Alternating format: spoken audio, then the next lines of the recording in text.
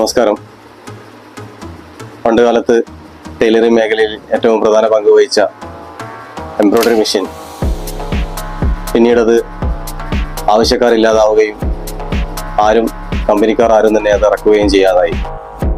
ഇപ്പോൾ പക്ഷേ embroidery machine ആവശ്യക്കാർ കൂടുതലുണ്ടെന്ന് അറിയുമ്പോൾ വളരെയധികം സന്തോഷമുണ്ട്. മറ്റൊരു കാര്യം, നമ്മുടെ സാധാരണ സ്റ്റിച്ചും പിന്നെ സിക്സാഗ് സ്റ്റിച്ചുകളും ഒരുമിച്ച് ചെയ്യാൻ പറ്റുന്ന ഒരു മെഷീൻ എന്ന് പറയുന്നത് ഇതാണ്. അതുകൂടാതെ എംബ്രോയ്ഡറി നമ്മുടെ മനസ്സിനിണങ്ങിയ രീതിയിൽ നമ്മുടെ പേരുകൾ എഴുതാം, ചിത്രം വരക്കാം, അങ്ങനെയുള്ള ഓരോ കാര്യങ്ങൾ ചെയ്യാൻ വേണ്ടിയിട്ടും ഈ എംബ്രോയ്ഡറി മെഷീൻ ഉപയോഗിക്കാവുന്നതാണ്.